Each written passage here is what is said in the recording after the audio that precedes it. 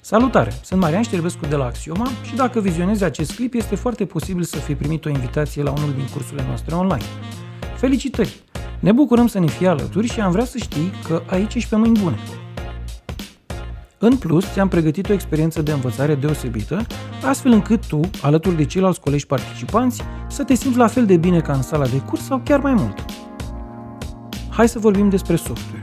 Pe durata cursului vom utiliza 4 categorii de software cu care tu vei interacționa activ cu ceilalți participanți. Pentru a ne vedea și auzi vom folosi Zoom sau Microsoft Teams și posibil Google Meet. Cu care anume vom lucra, ai aflat deja din invitația ta de participare.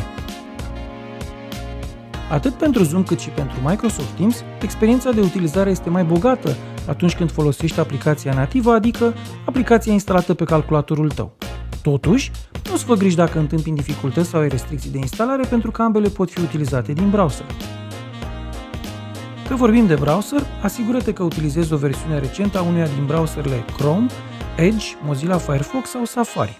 În orice caz, Internet Explorer nu este o soluție funcțională, așa că te rugăm să te asiguri că folosești una din variantele menționate anterior. Pentru unele din activitățile de training individuale și de echipă vom utiliza aplicații clasice de tip Word, Excel sau PowerPoint, accesibile din Google Drive sau Microsoft OneDrive. Cred că nu mai este niciun secret că la Axioma punem accent pe învățarea experiențială în echipe. Pentru activități interactive și jocuri utilizăm Coltrane. Coltrane este accesibil din orice browser modern, fără a fi necesară o instalare pe sistemul local. În general, platforma este accesibilă fără probleme, atât din interiorul companiei cât și de acasă. Totuși, merită să efectuezi o scurtă verificare accesând adresa din descrierea acestui clip. În cazul în care accesul este permis, ar trebui să vezi o fereastră de login. În caz contrar, este posibil să existe restricții de acces din interiorul companiei și va fi necesar să contactezi persoana care ți-a transmis invitația la curs, menționând acest lucru. Hai să vorbim despre hardware. Te invităm să utilizezi un computer desktop sau laptop echipat cu Windows 10, 11, macOS sau Linux. Pentru a ne auzi, asigură-te că microfonul și difuzoarele laptopului sunt funcționale, iar în cazul în care folosești un desktop, ai putea să utilizezi căști cu microfon. Interacțiunea vizuală cu colegii pe durata activităților practice este unul din secretele unei învățări de calitate. De aceea, îți recomandăm să verifici funcționarea camerei laptopului sau să folosești o cameră dedicată în cazul unui computer desktop. Pe durata cursului, unele dintre activități sau jocuri se pot derula mult mai ușor dacă folosești un mouse.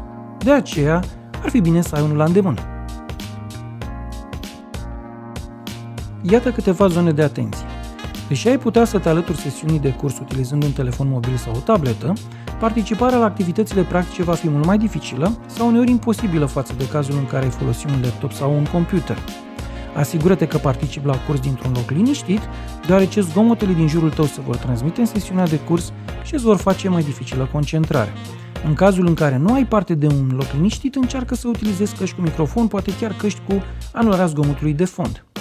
Dacă ai luat în considerare toate aceste recomandări, mai mult ca sigur o să ai parte de o experiență excelentă, așa că te așteptăm la cursul online și te invităm să aduci cu tine energia, focusul și deschiderea pentru training.